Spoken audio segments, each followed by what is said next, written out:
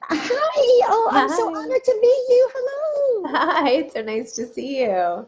Oh, it's great to see you too. I am such a fan of yours and of your show. So when they said you were interested in talking to me, I was just thrilled. So, Oh, and I'm a fan of yours too, so this works out perfectly. oh, you're so kind. How are you?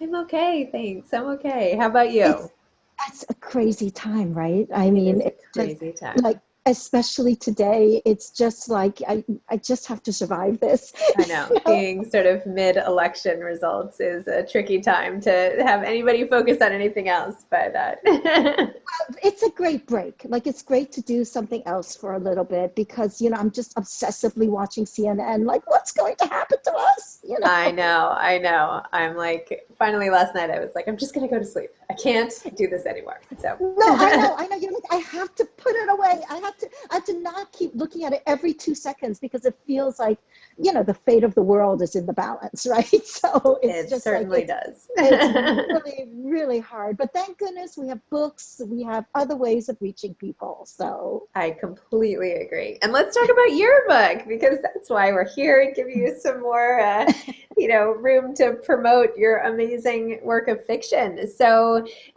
would you mind telling listeners what Searching for Sylvie Lee is about? And then I want to hear what inspired you to write it. okay, well, Searching for Sylvie Lee is the story of two sisters and a mother. And what happens is that the dazzling, beautiful, successful older sister Sylvie goes to the Netherlands to visit her dying grandmother, and she just disappears. And her younger sister, Amy, who's always been like in her shadow, Amy's the stuttering, shy one. Amy has to pull herself together and try to find her beloved older sister. So it's this story about these deeply rooted secrets that tie these three women, Sylvie, Amy, and her mother, together. Amazing. And how did you come up with the idea for this book? Well, I the inspiration for this book was actually deeply personal because my brother Kwan, who was the dazzling, brilliant one in our family, disappeared about, I guess, 10 years ago. And he was the one that we had always looked up to. He was the one that we always went to when there was a problem. I was the black sheep of the family, so nobody ever listened to me. I grew up in a very conservative Chinese family, and I am the youngest of seven children. Oh my And gosh, seven children. exactly. And I'm a girl. So it's like, the two markers of hierarchy were age and gender. So I was at the bottom of the bottom my entire life. But my brother and I, we really loved each other. And he always was so great to me. And there was never any jealousy between us, maybe because there was a 10-year age gap as well. So when he disappeared that night, I really thought, oh my God, there's nobody to turn to. The person who has to figure out what happened and take charge is me. So that is the beating heart of this book, that feeling of loving someone so much and having relied on them your whole life, and then needing to kind of grow as a person in order to try to help them. And so what happened with your brother? Well, what happened was that it happened right before Thanksgiving. So, right around this time of the year. And we figured out at first, he hadn't called home when he was supposed to call. And that's the kind of thing where you think for a responsible person, that's strange, but it can happen. You can get really busy or you can forget. And nobody had been able to reach him. So people were kind of alarmed, but not really, panicked. But when he didn't come home for Thanksgiving, that was a true sign that And something was wrong. how old was he at the time? How old were you? Like, when was this in life? Yeah, well, I was in my 30s, I guess, and he was in his 40s. And I Okay. was already living in the Netherlands, but I was getting these panicked phone calls from my family in New York because, as you may know, I grew up, I was born in Hong Kong. I grew up in New York City, and we grew up extremely poor. I mean, we're a working class immigrant family, and I lived in an apartment in Brooklyn that was unheated for most of my childhood. So, and I worked in a clothing factory with my brother and with my family from the age of 5 through really most of my childhood. So that was our background. And Kwan had always been the person that I looked up to and who kind of showed me a way out of that circle of life at the factory, where you go in as a child and you leave as an old woman, dragging plastic bags home to your apartment, because you really never leave the factory. So Kwan And was the did one. you, sorry to keep interrupting. Wait, No, so no, no. did you go to school or were you working? Did you go to school or not? I did. I did. We all went to school.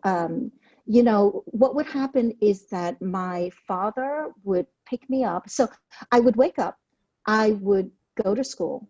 My father came and picked me up after school, and I would go to the factory in Chinatown and work until like 9 or 10 at night. So all of my homework, all tests, everything had to be done on the subway or during breaks at the factory. And my brother Kwan, my other brothers who were, 10 years or older, like they were in the high school phase at that point, they did the same thing. And they had, of course, much more pressure. They had SATs, they had papers, projects, tests, all of which could only be squeezed into those train rides or breaks at the factory.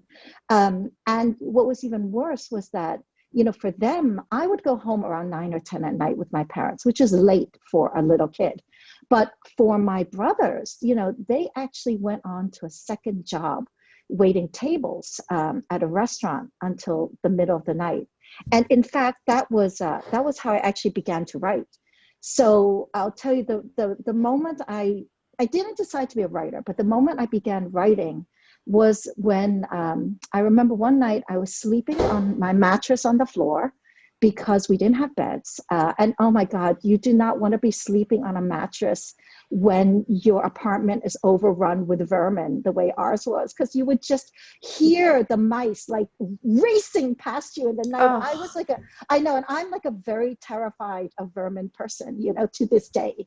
When I go in the garden, I put on like a radioactive suit. So I was the same when I was a kid. And I was just like terrified of things crawling on me, and it would be constantly making noise and banging around me to try to keep things away. But in any case, I was already asleep. And one night, Kwan came home, and it was like the middle of the night, and he lay a package on my pillow next to me. And, that was so unusual because we were paid 1 penny per piece of clothing that we did at the factory. So after a long process of processing the clothing, we were paid 1 penny per piece. And of course, piecework is also illegal, but that's a whole other story. There are a lot of things in my childhood that were illegal. But so, we were paid by the piece instead of by the hour. And so you can imagine, we had debt, we had rents, and we could barely afford food. It's 100 pieces of clothing before you have $1. So I really didn't have toys or, and anything like that. And so it was amazing to get this gift that he had somehow managed to save enough to get me a gift. And I guess what amazes me to this day is that he had not given me, a toy or a piece of candy, but he gave me something that would change my life. He got me a blank diary, and he said, whatever you write in this will belong to you. And that was just such a powerful idea for a kid who had changed countries, changed culture, changed languages. I didn't speak a word of English when I came to the US, and I suffered for it greatly in school. So, it was just amazing to have a place where I could put down my thoughts and my dreams. And, the fact that my parents had gone from being parents to being people who were even more scared and, confused than I was. So Kwan was a really important person in my life, and he was the first person to leave the family, and he went to MIT. And so he showed me that there was a way out. And he would, help me by giving me things like, a typewriter and so on to work with. So eventually I, followed, and I went to Harvard as well. And I kind of began the rest of my life, in his footsteps. But the fact was still that he was the older brother, and he was the one who was listened to at home. And, when things really went wrong, he was the one who stepped in and fixed them. So when he did not come home for Thanksgiving, I mean, I remember I just sat there, I thought, oh my God. And I realized that this was something that was going wrong on a level greater than any I had ever experienced before.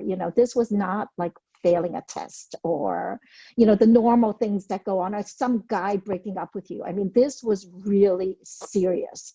And we didn't know what had happened to him. So, and he wasn't in a relationship at that time. So it wasn't like we had a girlfriend or a wife who would know what he was doing day by day.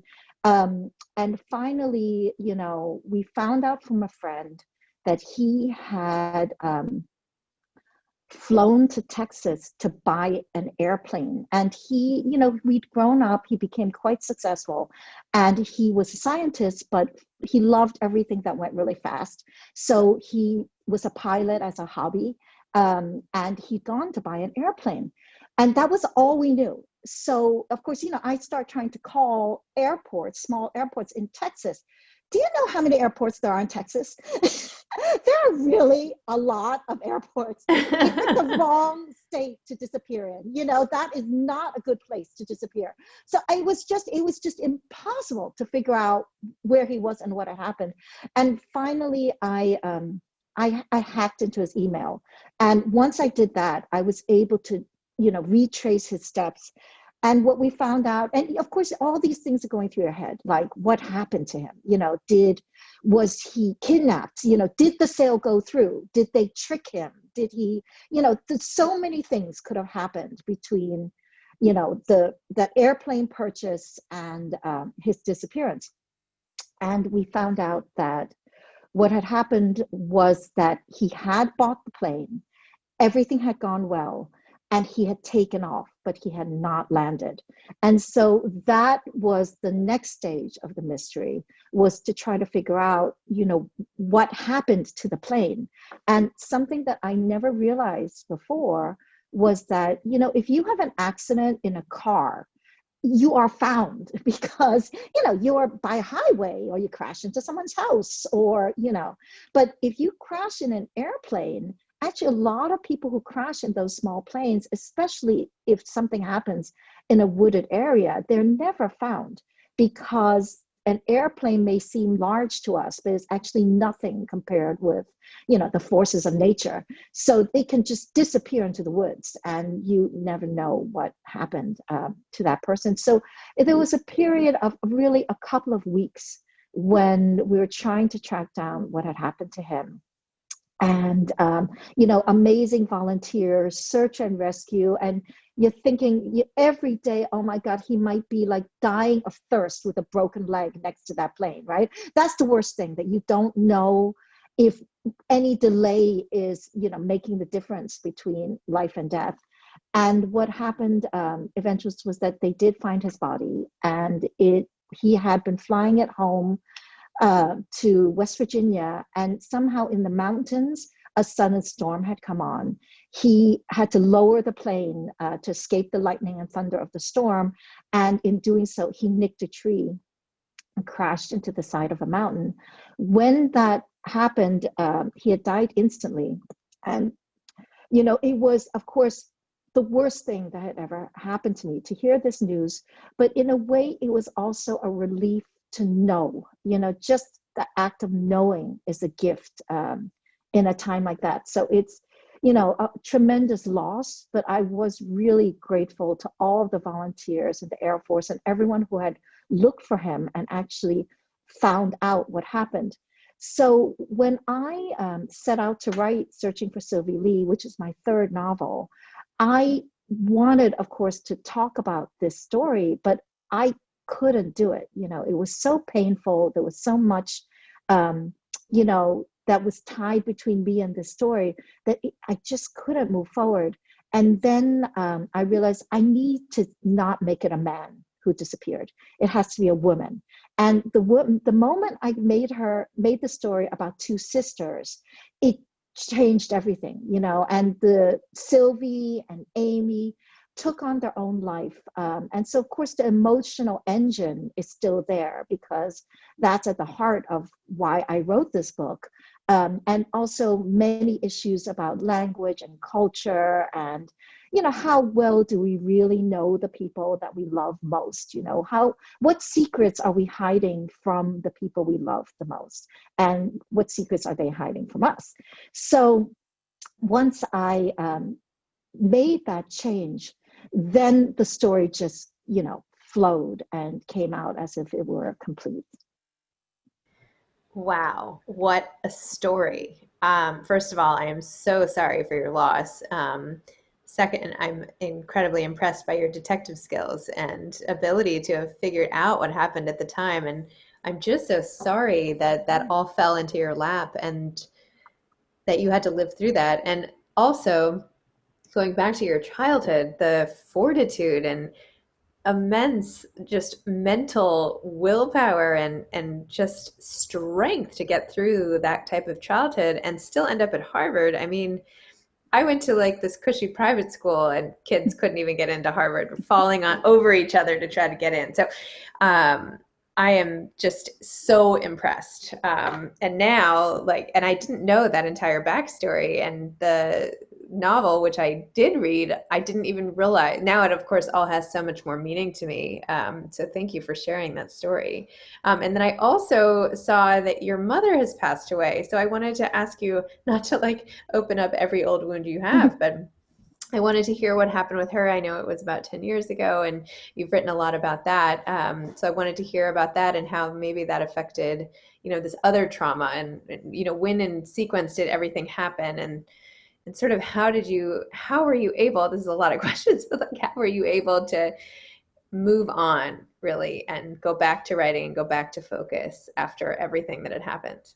So Well, well, Sibby, this is what I love about you and why I'm such a huge fan of your work, because you go right to the heart of why people do the things they do. And I think that I kind of write from trauma to trauma, you know. I think that for me, if I try to write about something too directly, then I can get blocked. But you know, writing for me is a way of transforming the things that happen to us. I think that's what books are about. I think books are about connection and communication. And yes, you know, maybe you went to a cushy private school, but you had your own problems. You know, life is hard for all of us. You know, life is hard in so many ways. And I think it's the great thing about books is that you can live somebody else's life, but you can also connect to them and realize how much they are like you and how many struggles they've gone through that are actually at heart similar to the struggles that you went through yourself. And so, you know, my mother is indeed a very big influence in my books. You know, tragically, my mother died after my brother. So that was, you know, this is how life is so unexpected. And it's one of the things I say to people is, love the people you have around you and try to appreciate having them around you, because you can never know what's going to happen. I mean, I never ever anticipated that I would lose my young, healthy, vibrant brother before I lost my mother, you know. So that was, my mother's of course a tremendous loss and influence in my life. And when I was little and we were working in the factory and I was going to sleep on that mattress on the floor, you know, I would look up and every night of my childhood, my mother was sitting up late, falling asleep over these bags of clothing that she had brought home from the factory. And because the apartment was unheated in New York City, which is of course incredibly cold in the winter, in the back of the apartment, in fact, the people had thrown bricks through the windows and the landlord hadn't bothered to fix it, like the landlord had not bothered to fix many things.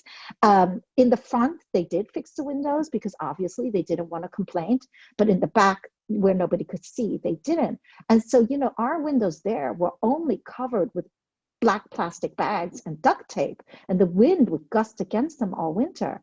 But we did the only thing we could, which was that we turned on the oven and we left it on day and night throughout the winter so that it was like this little source of heat in the kitchen, despite the lack of glass in the windows. And my mother would just sit by that oven and fall asleep next to the oven every day, working hard. Um, so in my books, of course, I talk about language gaps and about the differences between the first generation and the second generation. But I have a lot of sympathy for the first generation because I am a first generation immigrant myself.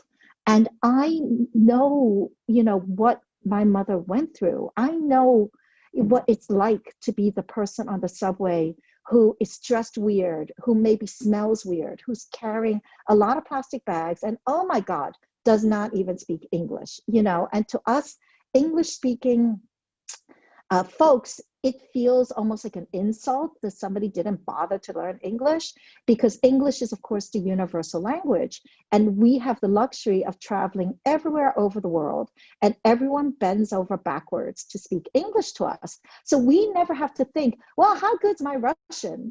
I mean, what if I had to speak Russian to everybody in the world? How well would I be able to do that? And it's very easy to make a judgment about somebody based upon how they speak and what level their English is at. And I saw people making that judgment about my mother my entire life, because she never learned to speak English. The only word she ever learned of English was when boys would call the house. She would pick up the phone and she would say, "Jean, not home," and then she would hang up the phone.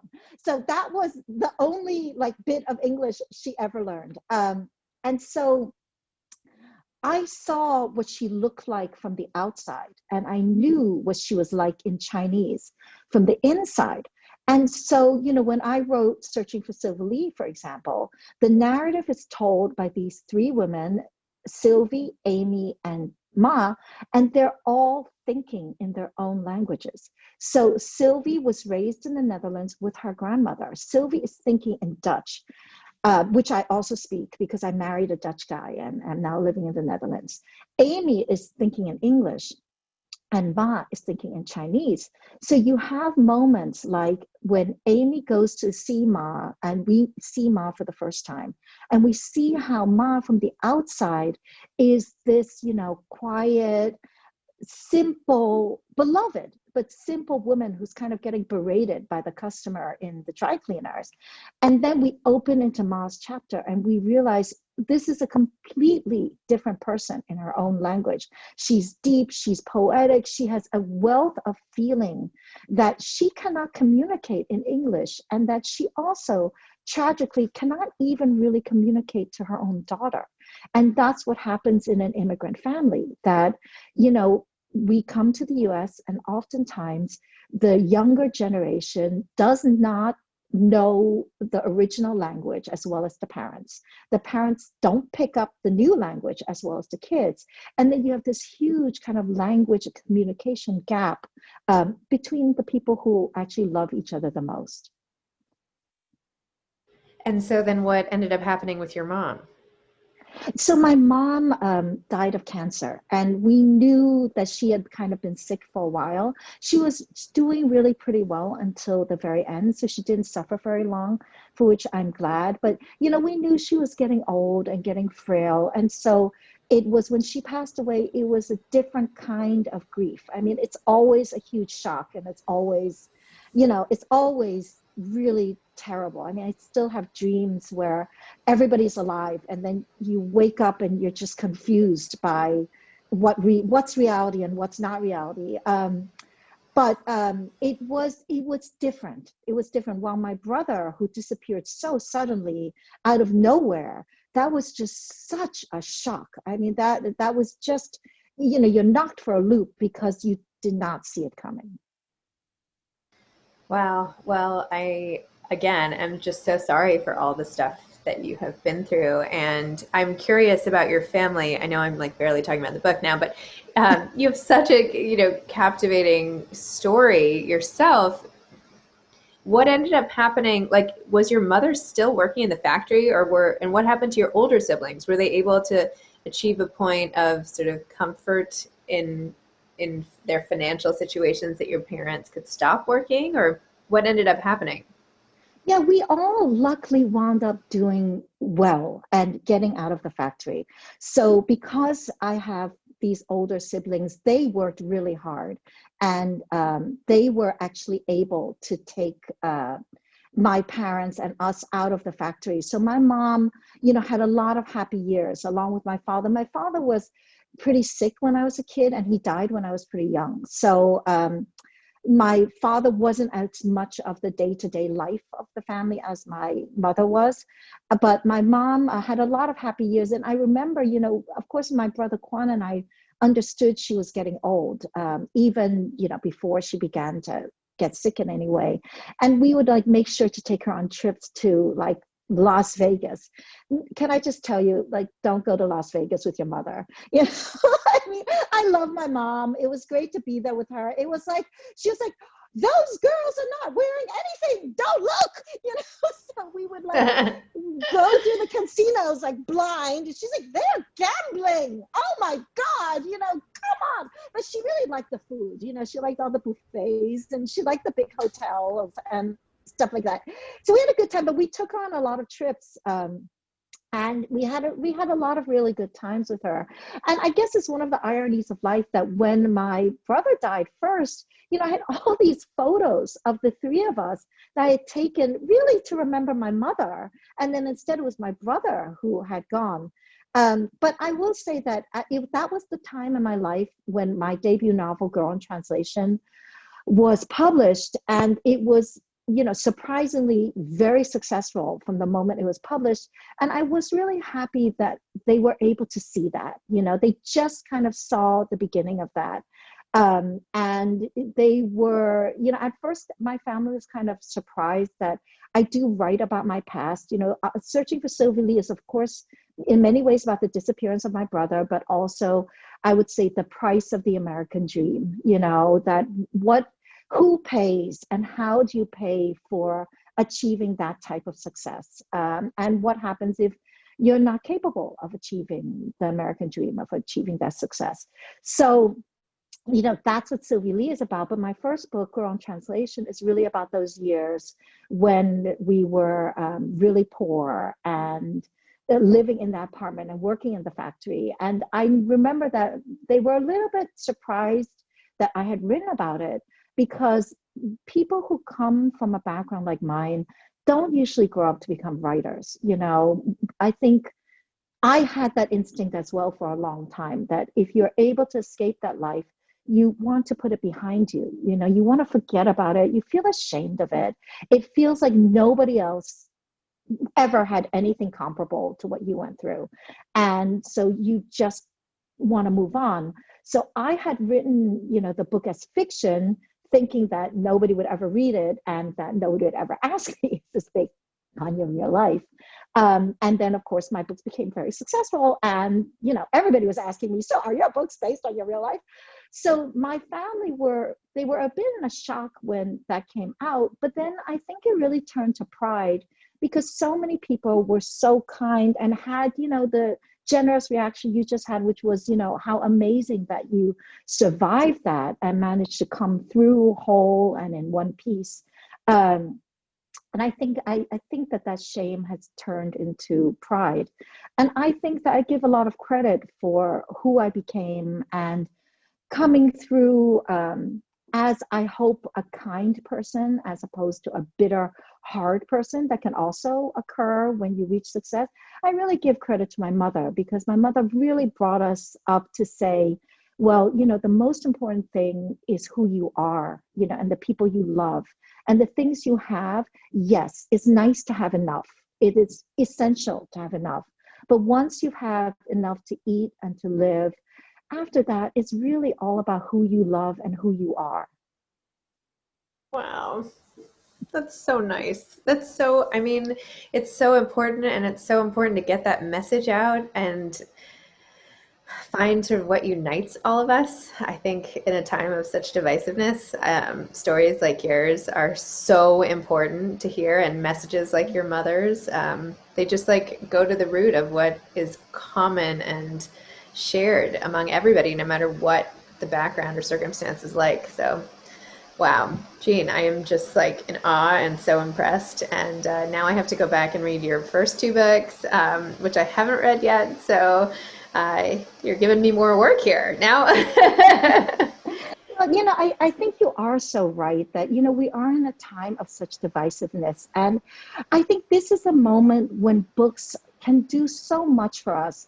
And it's something that I think about when I'm writing that, I mean, I don't want to preach to anybody. And I want the book to be a really fun read just by itself. That it's a page turner and a mystery and suspenseful, and that you can turn the pages just enjoying the story.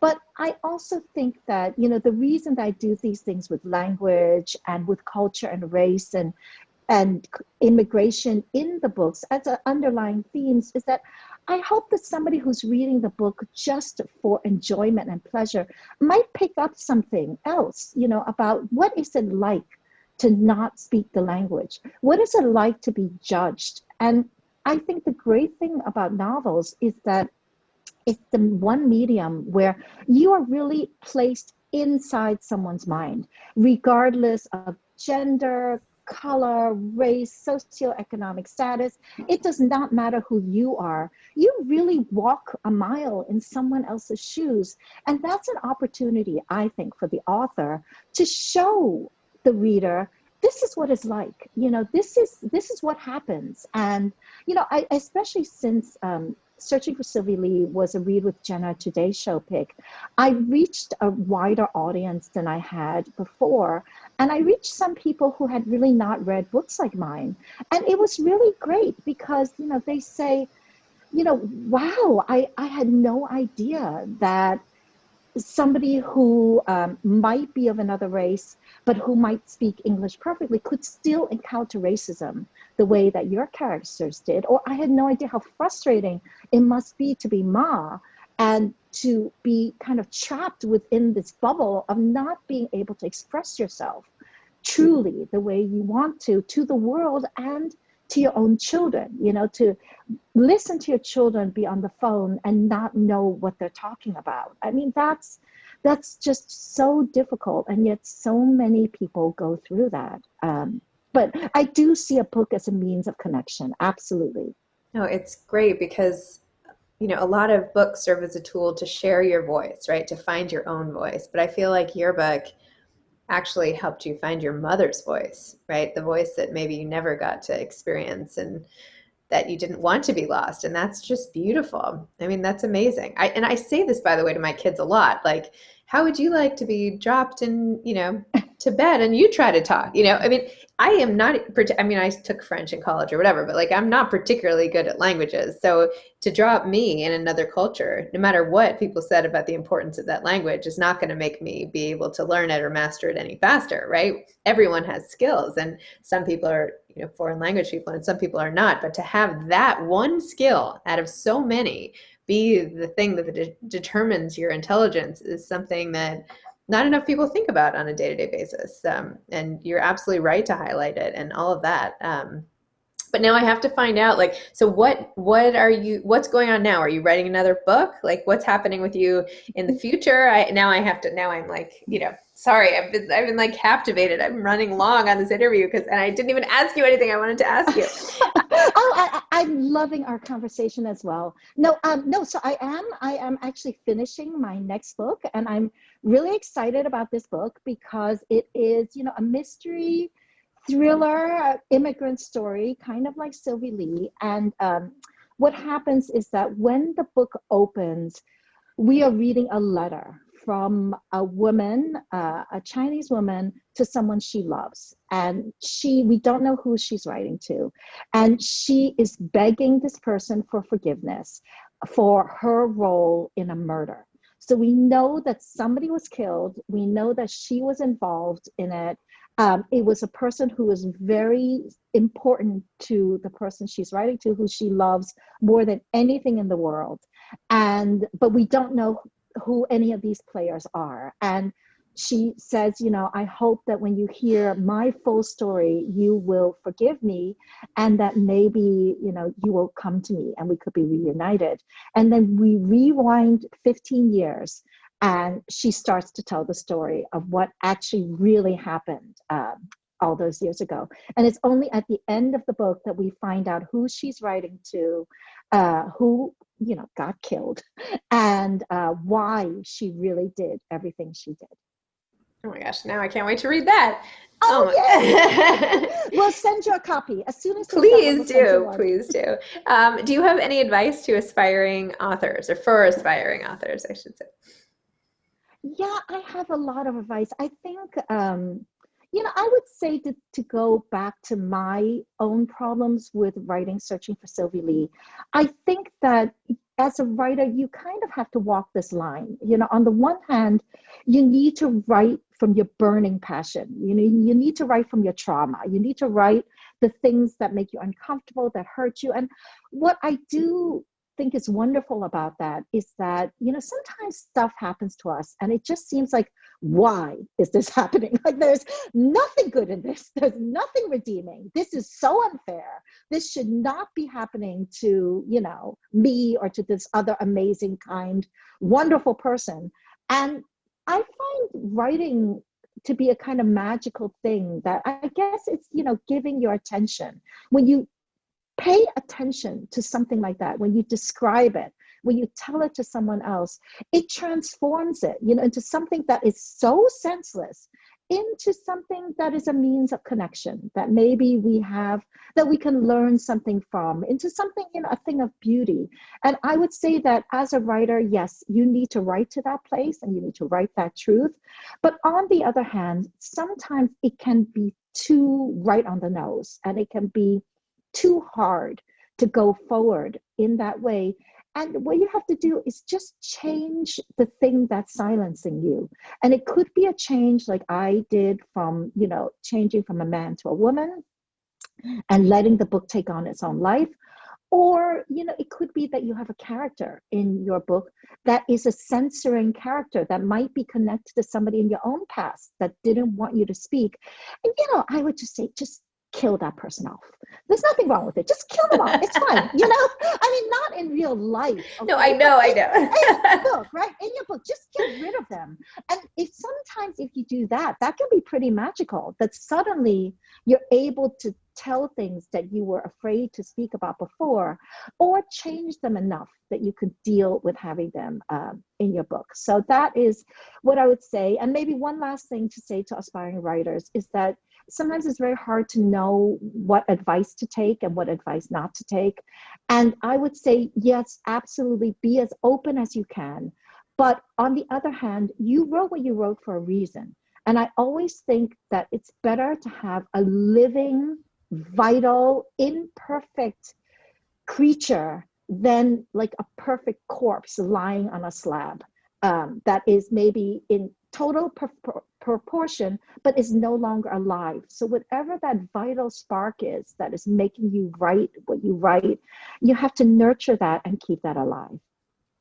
Wow, this is amazing. I am feel so fortunate that we got a chance to talk, and I just wish we could talk longer. And now I want to like stay in touch and meet you and all of the rest. So I'm so glad our paths have crossed in life, and I'll email you after.